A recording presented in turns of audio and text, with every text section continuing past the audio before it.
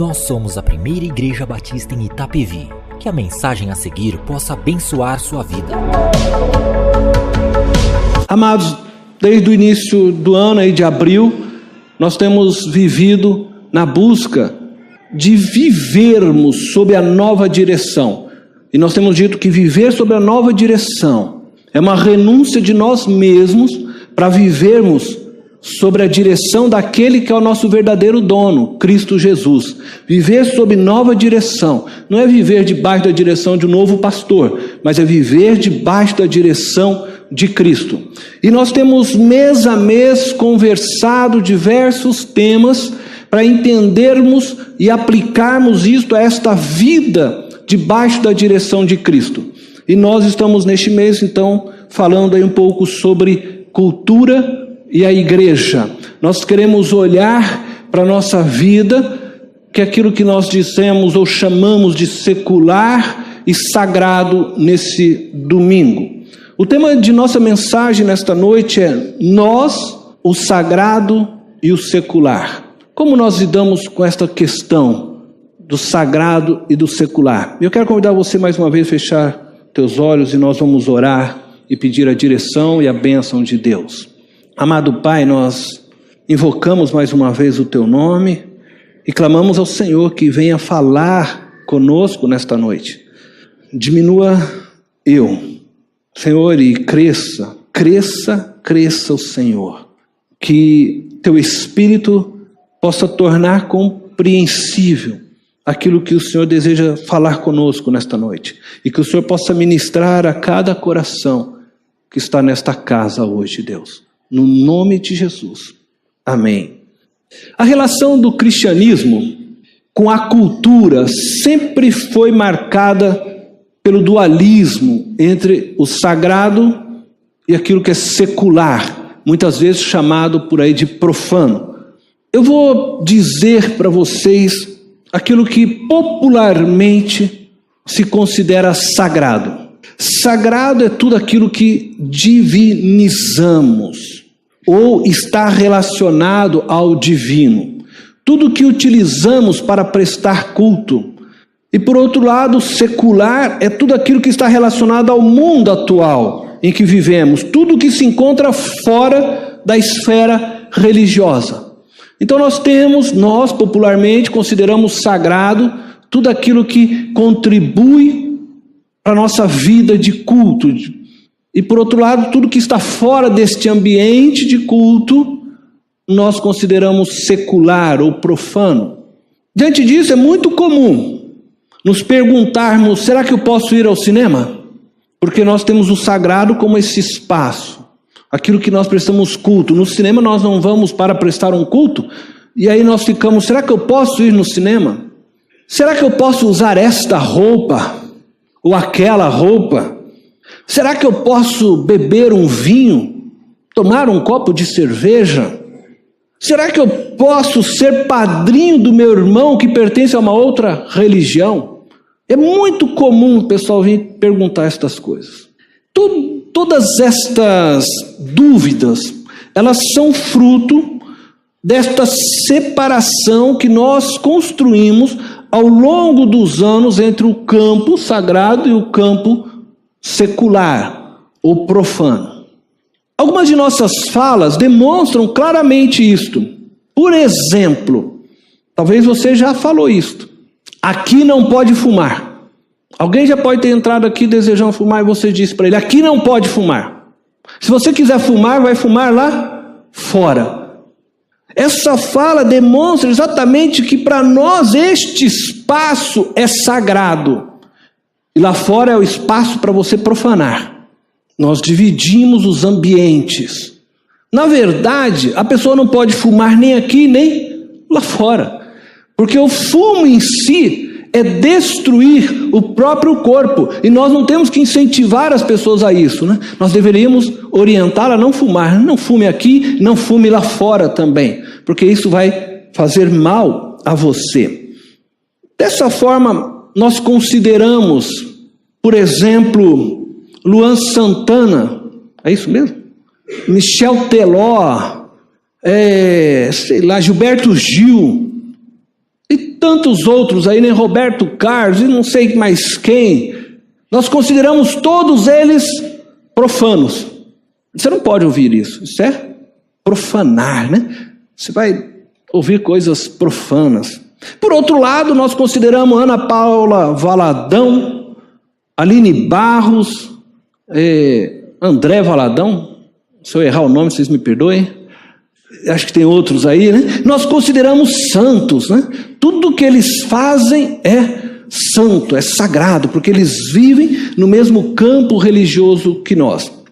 O que não percebemos é que existem muitas coisas de Deus no meio daquilo que nós consideramos profano, e existem muitas coisas do diabo dentro do campo religioso. Eu poderia citar algumas coisas, eu vou ser bem breve, só para não perder muito tempo nisso. Por exemplo, muitas igrejas têm pregado um evangelho que não é o de Jesus Cristo. Isso é coisa do diabo. Um evangelho que promete uma vida cheia de dinheiro, vitória todos os dias, e Cristo não nos prometeu isto.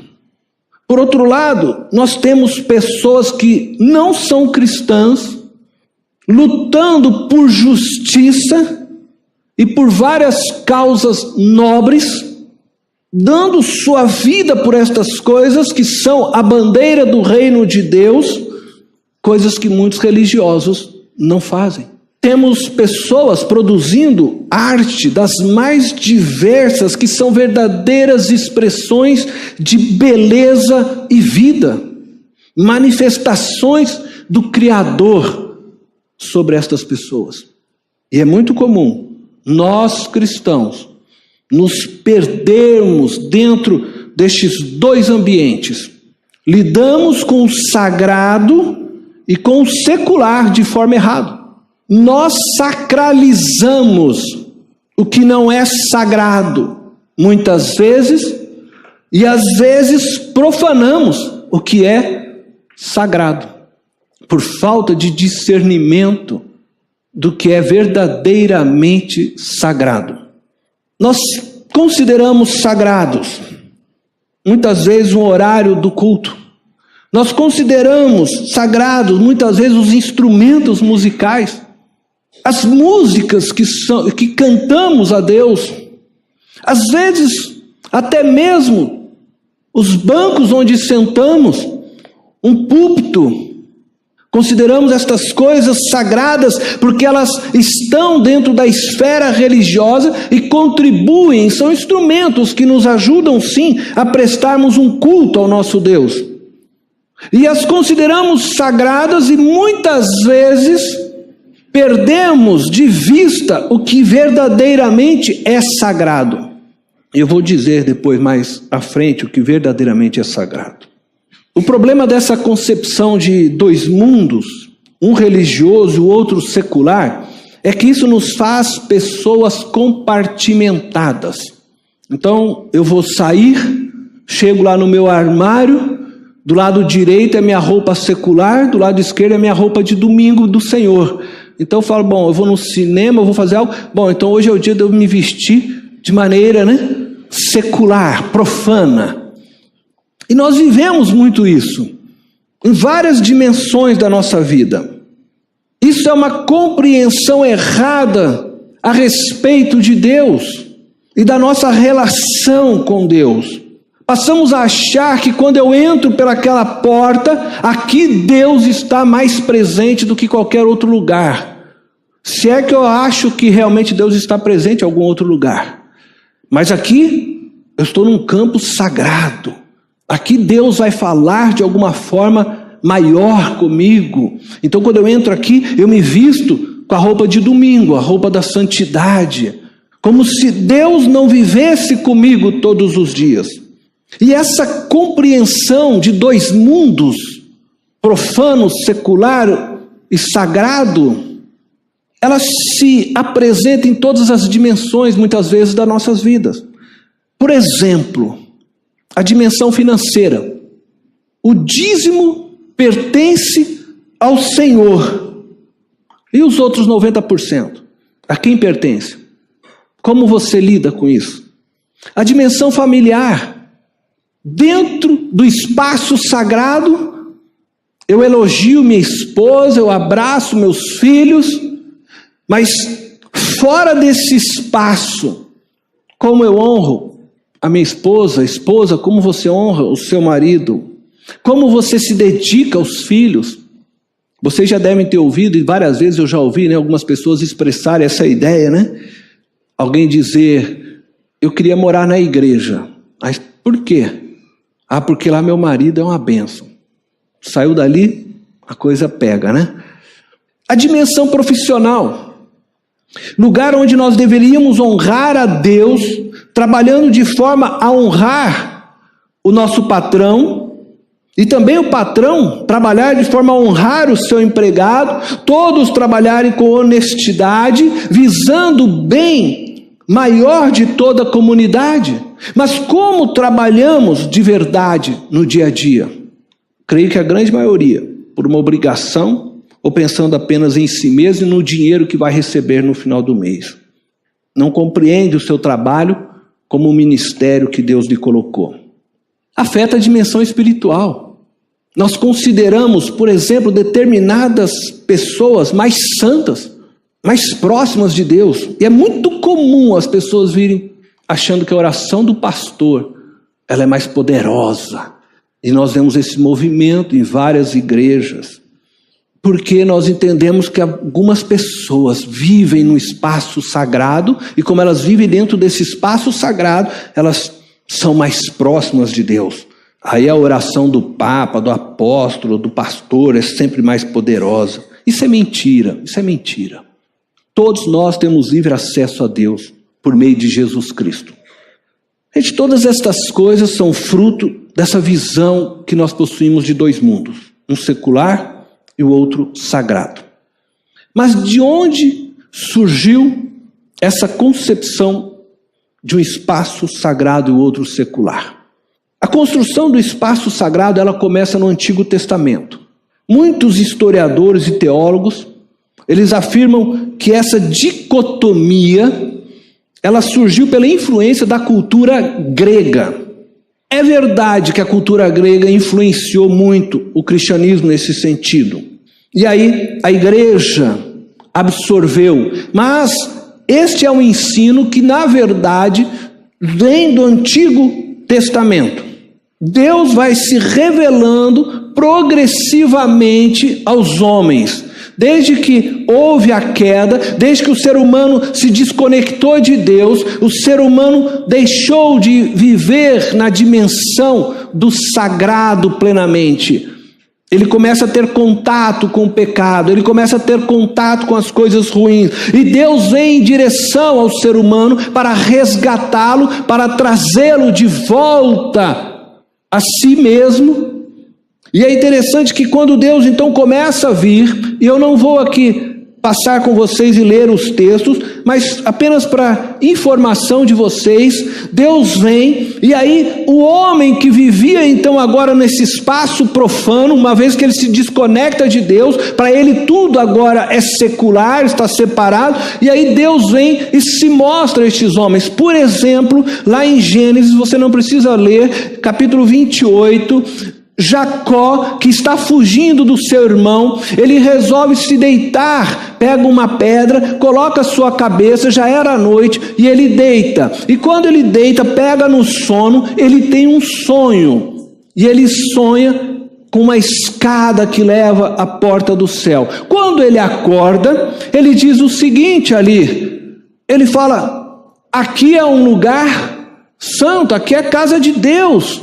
Ele identifica aquele espaço onde Deus falou com ele como a porta do céu, como a entrada dos céus. Ele chama aquele lugar de Betel, casa de Deus, porque Deus se revelou ali. E a partir dali ele edifica ali um altar, ele coloca ali um altar e fala, aqui é um espaço sagrado. Moisés está caminhando e Moisés vê uma sarça ardendo. Uma sarça ardendo no deserto não é nada extraordinário, porque o deserto é muito quente, o sol faz com que aquelas sarças acabem se queimando quando elas estão secas. Entretanto, o extraordinário é que aquela sarça ardia, mas não se queimava. E aí Moisés falou, isso é diferente. Ele vai e se aproxima daquela sarça. Quando ele está próximo, Deus diz para Moisés, tira as sandálias dos teus pés, porque este lugar é santo. Começa uma concepção de que determinados locais são santos, determinados locais Deus vem e se mostra, se revela. Depois Deus começa então a mostrar para eles algumas figuras, usando símbolos para que eles pudessem saber que Ele estava ali presente. A arca da aliança simbolizava a presença do Senhor. O tabernáculo simbolizava o local onde Deus estaria habitando no meio do seu povo. E aí nós temos o templo, que é esse texto que nós temos aqui diante de nós. Em 2 Crônicas, capítulo 7, verso 15 e 16, depois do templo já estar construído, Salomão ora ao Senhor e Deus diz estas palavras: de hoje em diante os meus olhos estarão abertos e os meus ouvidos atentos às orações feitas neste lugar. Escolhi e consagrei este templo para que o meu nome esteja nele para sempre. Meus olhos e meu coração nele sempre estarão. Veja, Deus está dizendo que se revelaria, que Ele ouviria as orações feitas naquele lugar e que Ele habitaria naquele lugar. Então, começa assim, se constrói na cultura judaica a ideia de que Deus se revela em determinados locais. A partir de agora, todo o povo começa uma peregrinação para o templo. Lá era o local onde eles iam ter contato com Deus. Não é algo que vem dos gregos, é algo que vem sendo construído por Deus já a partir da sua relação e da aliança com o povo de Israel. Mas nós precisamos compreender algo. Embora Deus seja imutável, isso significa dizer que Deus, Ele é o mesmo em caráter, em qualquer parte da história que você olhar para Deus, Deus não muda. Deus é o mesmo Deus de Adão, é o mesmo Deus de hoje. Embora Deus dessa forma seja imutável, preste atenção, Deus se revela progressivamente ao seu povo. A revelação que Deus faz, ela é progressiva. Eu quero convidar você a dar uma olhadinha nesse gráfico. Quando Deus se revela a Abraão, veja, qual era o conhecimento que Abraão tinha de Deus? Muito pouco. Abraão não tinha um conhecimento do Deus de Israel, mas o que ele conhecia de Deus era a respeito do sacrifício, dos altares do qual ele vinha. E Deus vem e se revela a Abraão. No passar do tempo, Moisés recebe uma revelação de Deus agora. E Moisés conhece a Deus, já o Deus que Abraão mostrou. E agora ele tem um novo conhecimento de Deus. Deus vem e trabalha o que com Moisés? Deus traz leis, Deus traz algumas coisas novas para Moisés. E nós vamos percebendo que daí quando você vai chegar lá em Davi agora tem a revelação que já foi dada para Moisés, Abraão, e uma revelação que ele experimenta com Deus, e que nós hoje lemos os Salmos, tantas coisas belas, e Deus vai progressivamente se revelando, Daniel, até que vai chegar em Jesus Cristo. E aí eu quero que você entenda algo.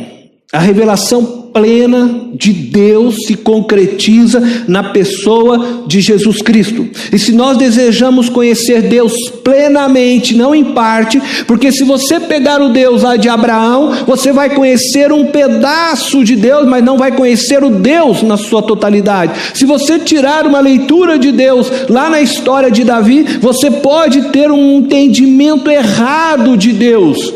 E muitas vezes a igreja faz isto. A igreja lê lá Davi orando, Senhor, destrua os meus inimigos. Aí depois ela vem aqui e fica cantando, Senhor, pisa nos meus inimigos. E Deus não quer pisar em inimigos mais. Nós começamos a ter uma concepção errada de Deus. Nós precisamos entender que Deus vem se revelando progressivamente. Mas se você quer conhecer Deus, você precisa olhar para Jesus. Ele é a revelação maior e plena de Deus. E o próprio texto de João nos ensina isso, não é? Tudo antes de Cristo eram sombras. As festas, o sábado, os alimentos, as prescrições, né, a respeito disto, o dízimo, a lei de Moisés, tudo que diz respeito à velha aliança eram sombras. Colossenses capítulo 2, verso 16, preste atenção, diz assim: portanto, não permitam que ninguém os julgue pelo que vocês comem ou bebem, ou com relação a alguma festividade religiosa, ou a celebração das luas novas, ou dos dias de sábado. Estas coisas são sombras do que haveria de vir. A realidade, porém, encontra-se em Cristo. Nós somos cristãos. Nós não somos judaizantes, nós somos cristãos. Nós olhamos a Bíblia e a história a partir de Cristo. Tudo era um preparo para a revelação maior e final de Deus, por meio de seu Filho Jesus. E Jesus então redefine a dimensão do campo sagrado e de nossa relação com Deus. E eu quero que vocês prestem atenção então no que acontece, para que a gente entenda exatamente o que é sagrado, o que é secular. Em João capítulo 4, verso 20 até o 24, diz assim: nossos antepassados adoraram neste monte, mas vocês, judeus, dizem que Jerusalém é o lugar onde se deve adorar. Jesus declarou: creia em mim, mulher. Ele está falando com a mulher que a gente diz samaritana. Está próxima a hora em que vocês não adorarão o Pai, nem neste monte, nem em Jerusalém. Vocês, samaritanos, adoram o que não conhecem. Nós adoramos o que conhecemos, pois a salvação vem dos judeus. No entanto, está chegando a hora, e de fato já chegou, em que os verdadeiros adoradores adorarão o Pai em espírito e em verdade. São estes os adoradores que o Pai procura. Deus é espírito e é necessário que os seus adoradores o adorem em espírito e em verdade. Neste encontro de Jesus com a mulher samaritana, ele nos ensina uma nova dimensão de compreensão do espaço sagrado e secular. A mulher pergunta para Jesus: qual é o lugar de prestar culto a Deus? Nós prestamos neste monte, mas vocês dizem que tem que ser lá no templo. E Jesus então redefine isto. Isso é muito importante. Jesus inaugura uma nova visão de mundo, inaugura uma nova dimensão de vida. Jesus põe fim à ideia do sagrado e do secular. Nós transferimos o significado do tabernáculo, do templo, para as nossas igrejas, nossas construções atuais. Nós vivemos ainda, de certa forma, o judaísmo, quando nós pensamos que estar aqui dentro é espaço sagrado, quando nós achamos que um instrumento é um espaço sagrado, quando nós pensamos que as nossas músicas são espaço sagrado. Dessa forma nós entendemos que Deus se revela ainda dentro de um local, de um espaço sagrado. Jesus traz uma outra concepção, Jesus traz uma outra visão. Porque nós sacralizamos o lugar, nós sacralizamos o tempo, nós sacralizamos as coisas, e nós sacralizamos até mesmo o tempo, né? Porque nós entendemos que estar aqui dentro de um determinado horário é sagrado. E talvez você vir aqui fora do horário do culto, você nem entenda isso aqui como um lugar sagrado. Porque é sagrado quando estamos aqui das 6:30 até as 8 horas. Fora desse horário já não é mais talvez sagrado. Atos capítulo 17, versículo 24 diz assim: o Deus que fez o mundo e tudo que nele há é o Senhor do céu e da terra, e não habita em santuários feitos por mãos humanas. Deus não habita nesse lugar. Deus não habita em nada mais que é feito por homens. Nós não podemos ficar vivendo a revelação do Antigo Testamento como se ela fosse hoje. Nós precisamos entender o que Cristo fez. Jesus sacralizou a vida, e não o lugar, não o tempo, e não os objetos. Jesus sacralizou a vida. Por isso, é chegado o dia em que adoraremos em espírito e em verdade. Eu e você fomos sacralizados quando Jesus derramou o Espírito de Deus em nós. Quando você entendeu a mensagem do Evangelho, o Espírito de Deus veio habitar em você. Você é agora o sagrado para Deus. Não isso aqui, mas você. Você foi feito santuário para Deus. 1 Coríntios 6,19 diz assim: acaso não sabem que o corpo de vocês é santuário do Espírito Santo que habita em vocês, que lhes foi dado por Deus, e que vocês não são de si mesmos? Vocês não são de si mesmos. Pertencem àquele que na cruz morreu e os comprou com seu sangue. E agora ele derramou o seu Espírito sobre vocês, e vocês foram sacralizados, santificados, consagrados a Deus por meio de Cristo Jesus. E Jesus não está nem aí com essa cadeira. Jesus não está nem aí com esse banco, ou com os instrumentos. Ele sacralizou a vida. A vida é importante para Deus. A vida é sagrada aos olhos de Deus. E foi isso que Jesus veio, porque Ele vem para nos levar de volta ao Pai. Ele não vai levar a cadeira. A Bíblia diz que isso aqui tudo vai se perder, vai ser destruído. Mas Ele veio para buscar cada um de nós, eu e você. Esse é o sagrado para Deus. E quando nós pensamos e entendemos isso, isso muda. Porque se eu sei que eu sou sagrado, Deus me sacralizou, eu também olho para vocês e sei que da mesma forma Deus os tornou sagrados, e eu devo tratar vocês nessa relação e nesse entendimento de que vocês são sagrados para Deus, e que quando eu firo alguém de vocês, é a Deus que eu estou ferindo. A partir de Cristo, nós não precisamos ir mais no monte, nós não precisamos, na verdade, ir num templo para adorar. Nós não precisamos de um dia especial, o sábado ou mesmo o domingo, para adorar. Não precisamos de uma festa especial, porque nós nos tornamos o próprio templo de Deus. Nossa vida é o campo sagrado. E tudo agora que diz respeito à nossa vida se torna sagrado. Não existe mais um lugar sagrado, não existe mais o sábado sagrado, não existe mais a festa sagrada. Nós vivemos 24 horas em comunhão plena com Deus. Tudo o que fazemos, nosso trabalho, o uso dos nossos recursos financeiros, de nossos dons, tudo o que somos e temos pertencem a Deus. Pois Ele não só nos comprou, como fez habitação em nós. Ele nos imergiu nele. E a Bíblia fala diversas vezes sobre isso. Vivemos em Cristo e Cristo é santo. Somos corpo de Cristo e Cristo é santo. A compreensão dessa realidade deve mudar a nossa cosmovisão, a nossa ética, a nossa conduta, a nossa fala, todo o nosso viver. Todas as coisas foram criadas nele, por ele, para ele.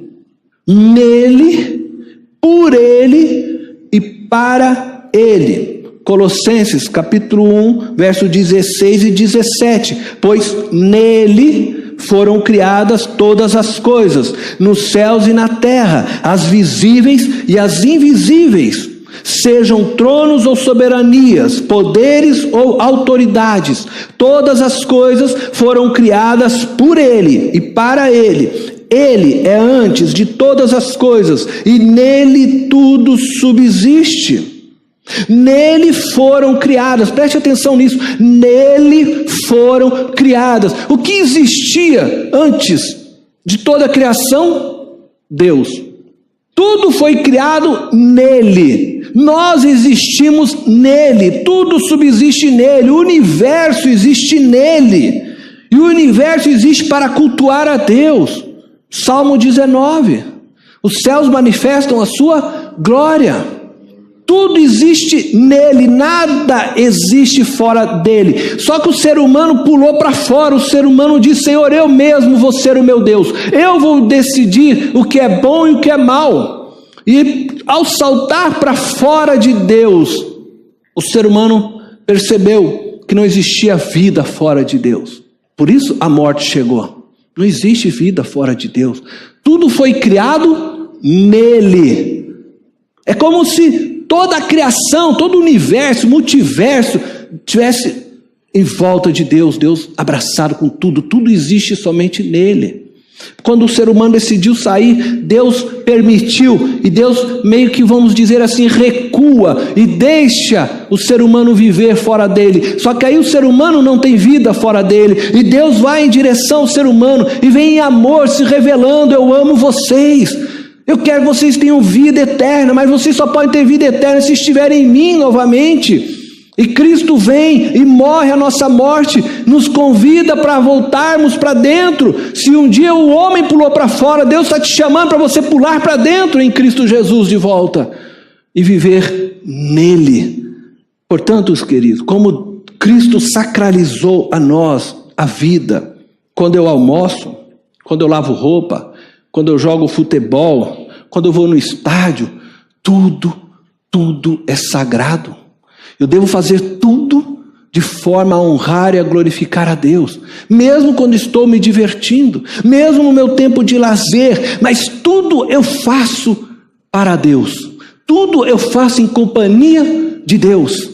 Ao deitar, ao levantar, ao caminhar, eu vou vivendo a vida de maneira a glorificar e honrá-lo. Nós muitas vezes pensamos que culto é isso aqui, esse tempo das 6:30, quando nós chegamos aqui, cantamos alguns cânticos, levantamos as mãos, ou fazemos algo que nós entendemos ser culto. Mas culto para Deus é você viver a vida que Ele te deu intensamente com Ele. E você cultua quando você abraça um filho, você cultua Deus quando você come e louva pelo alimento que Deus te proveu. Você cultua Deus quando você traz sim seu dízimo, sua oferta. Você cultua Deus em todas as ações, porque a vida é um culto a Deus. Isto não tem preço. Cristo nos sacralizou, Cristo nos tornou o próprio culto a Deus. Isso é adorar em espírito e em verdade. Não existe mais a roupa de domingo, não pode existir. Você não pode ter mais um armário compartimentado, essa roupa é de domingo, essa não, porque Deus está com você na segunda, terça, quarta, quinta, sexta, sábado, domingo. Você está no trabalho, Deus está lá com você. Você foi dormir, Deus está com você. Todo o tempo é sagrado. Não existe mais para mim aquela diferença entre a música secular ou a música sagrada. Porque tudo o que eu ouço eu quero ouvir para Deus e honrar a Deus.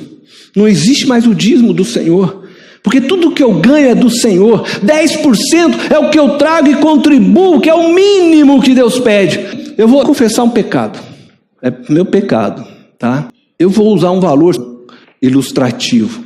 Eu recebia R$1.000 e eu vinha e depositava meu dízimo R$100. No outro mês recebia R$1.000, depositava meu dízimo R$100, porque eu não tinha entendido que tudo que eu tenho é de Deus. E às vezes a gente vai vivendo numa lei tão seca, onde eu trago R$100 e parece que eu dei muito para Deus. E Deus está falando: filho, tudo que você tem é meu. Os 10% que você coloca lá é o mínimo que você está fazendo. Aí eu falei assim: Deus, eu quero parar com isso. Então, se no mínimo eu tenho que colocar 150, no mínimo eu vou colocar 200, porque eu não quero viver a lei seca e rígida. Eu não quero ser alguém, sabe, que está só cumprindo lei, Senhor. Eu sei que tudo que eu tenho é seu, eu quero dar mais do que esses 10%, eu vou lá e vou depositar mais, mas também vou ser generoso quando eu sei que há um movimento, seja ele missionário, há um movimento para ajudar alguém social, eu quero fazer parte. Eu quero, Senhor, que tudo que o Senhor me deu, eu possa usar para te glorificar. E como eu disse, muitas vezes vou usar para o lazer. Vou passear, vou tomar um sorvete, vou viajar com a família, porque isso faz parte. mas eu não quero ser legalista ao ponto de dar exatamente, sabe, aquele valor, R$100 com a vírgula 00. Ó Deus, ó, cumprir. Não, Deus, eu quero poder fazer mais, porque o Senhor deu muito mais por mim. Isso é o mínimo que o Senhor me pede, e eu vou ficar satisfeito e dar o mínimo. Não para o Deus que deu a vida por mim, não para o Deus que me tirou do inferno. Eu vou dar só o mínimo para Ele, não. Eu vou dar muito mais, muito mais. Dar o mínimo serve para ajudar a sustentar aqui. Se não tivesse dessa forma e Deus não agisse assim, possivelmente esse templo não existiria. Mas é porque pessoas vêm e dão esse mínimo. O templo existe. Mas Deus quer mais do que isso de você. O dízimo é onde Deus avalia o nosso coração, nosso compromisso. Mas não se sinta feliz que você dá o dízimo só. Eu era assim. Um dia eu falei, Deus, eu não quero mais viver assim. Não quero viver no mínimo, eu quero viver mais. Eu quero dar mais. Eu quero dar mais que o mínimo. Que isso, Senhor? O Senhor me dá tudo. E nunca me faltou nada. Nunca me faltou nada. Nunca deixei uma conta atrasada. Deus sempre proveu, porque Ele é fiel. Seja generoso. Aprenda a ser generoso. Dê o mínimo, mas dê mais que o mínimo. E você vai ver que o fluxo de generosidade de Deus flui na tua vida. E eu não estou falando dessa coisa de prosperidade aí fora, não. Eu estou falando de Deus cuidar da gente de diversas formas. Ele vai usando irmãos, Ele vai usando as pessoas para cuidar de nós. Quando nós somos generosos, Deus também é generoso conosco. Cristo nos restaurou para que a nossa existência nele possa glorificar a Deus. Não pode existir em nossas vidas, querido, o compartimento entre o sagrado e o secular. Isso não existe. Tudo que eu ouço, tudo que eu leio, tudo que eu vejo, tudo deve ser de forma a glorificar a Deus, a honrar a Deus.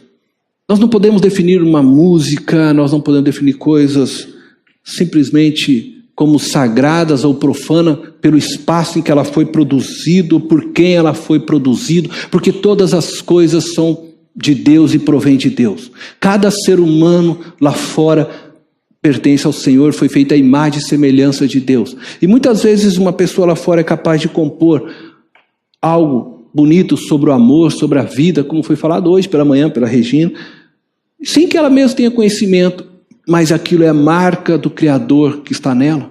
E nós não podemos considerar essas coisas muitas vezes profanas. Não podemos nos esquecer que toda a arte, a música, a dança, a poesia, toda a capacidade criativa que o homem possui provém de Deus. Deus é o Criador. Olha para tudo, olha para você, olha para a pessoa que está ao seu lado, tudo isso é criação de Deus. Como um é diferente do outro, como as plantas são tão diferentes uma das outras, como os pássaros são tão diferentes uma das outras. Um Deus criador, um Deus que produz dança em meio à natureza. Eu acho tão lindo, né? Quando você vê o vento e o vento passa, aqueles girassóis vão balançando para cá e para lá, produzindo vida, movimento. Deus é o Deus que produz movimento, vida, dança. Os animais dançam para conquistar uns aos outros. Todas estas coisas provêm de Deus. O pecado sim gerou essa distorção e nos fez olhar para as coisas de maneira errada. Mas existe uma manifestação da criatividade de Deus no meio da cultura que nós chamamos secular. Então não saia condenando tudo como se tudo fosse do capeta. Ele vai recebendo fama às vezes até do que Deus produziu. Cuidado, cuidado. E também não vai por aí nas igrejas dizendo que tudo que está lá dentro da igreja é de Deus também. Cuidado, esteja atento. O homem não só constrói armas e bombas, mas também faz ponte para unir pessoas. Produz remédios com o fim de curar os enfermos e doentes, estende as mãos aos que passam por tragédias, escreve músicas que aliviam a dor da alma. A bondade de Deus se mostra teimosamente no ser humano, mesmo em meio à corrupção causada em seu ser ao se desconectar do Criador. Como dizem por aí, né? Até os brutos amam. Existe amor dentro dos brutos. Bom, eu quero concluir, e eu vou concluir com vocês, chamando vocês para uma reflexão. Seja sincero com você. Como você usa o espaço da casa que Jesus te deu? A tua casa não pertence a você, pertence a Cristo. Você foi sacralizado, tudo que é seu é de Jesus. A sua vida não pertence a você, pertence a Cristo. E como é que você usa a sua casa?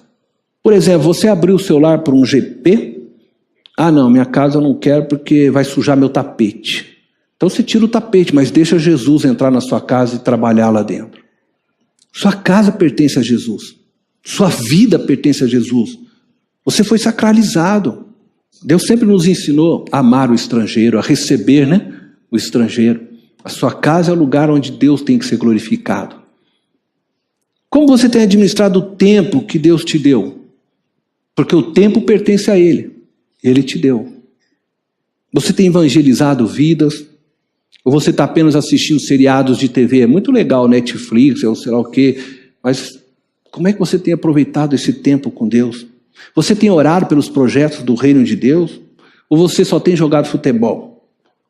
Você tem se engajado no ministério que Deus te deu? Ou você só engaja nos seus próprios projetos? Como é que você tem lidado com o seu próximo, que Jesus colocou no seu caminho? Jesus te chama para amar, perdoar, suportar, aconselhar, sujeitar. Você pertence a Deus para servir também ao seu próximo. Jesus sacralizou a vida. E lembre-se disso quando você estiver em contato com alguém. Como você lida com o trabalho que Jesus te deu? Você honra seu patrão? Você que é patrão honra o seu funcionário? Você cumpre fielmente com o seu horário de trabalho? Você enrola lá no serviço, fica no Face, WhatsApp, só conversando? Você serve as pessoas por meio do seu trabalho com amor? Ou você faz isso murmurando? Você é o sagrado. Como você tem mostrado Cristo às pessoas que estão ao seu redor? Como você tem administrado o dinheiro que Jesus te dá? Você tem sido fiel no dízimo? Você tem sido generoso para com sua igreja, com seu próximo? Você tem usado os recursos financeiros que Deus te deu só para o seu prazer? Você é um cristão em todo lugar, em todo tempo, em todas as dimensões da vida. Você é sagrado para Deus. E tudo que pertence a você pertence a Deus. Seus filhos, sua casa, seu dinheiro, seu trabalho, tudo é lugar para você manifestar a glória de Deus.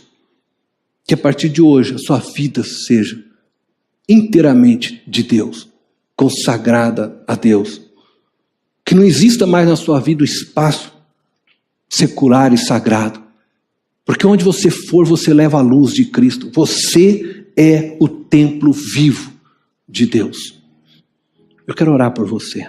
Pai amado eterno, eu sei, Senhor, que nós somos homens e mulheres que vivemos a luta no dia a dia, que vivemos essa tensão, Deus, entre a santidade e entre aquilo que nos oferecem que não são agradáveis ao Senhor. E que nós queremos sim viver a santidade plena. Nós queremos viver, Senhor, como pessoas que foram sacralizadas, consagradas. E eu oro por essas pessoas que estão com as mãos levantadas, Deus, e que têm vivido lutas, ó Pai, e que querem manifestar a Tua graça, a Tua vida, o Teu amor, o Teu poder. Eu oro para que o Senhor as faça mais que vencedores. Senhor, que o Senhor possa conceder a elas a vitória que elas buscam, que elas tenham a vida consagrada ao Senhor, no seu trabalho, na sua casa, Senhor, em todas as atividades, no lazer, mas que as vidas de cada uma dessas pessoas possam, Senhor, ser uma luz a brilhar, refletir a Tua glória, hoje e sempre. Que o Senhor, Deus, que o Senhor possa segurar nas mãos de cada um deles e levá-los para viver essa dimensão que Cristo os transportou e os colocou mais que vencedores, por meio de Cristo Teu Filho. Que o Teu Espírito seja sobre eles, dirigindo-os, guiando-os, consolando, fortalecendo-os hoje e sempre, Deus, em nome de Jesus, amém. Esta foi mais uma mensagem especial da Primeira Igreja Batista em Itapevi. Que Deus te abençoe.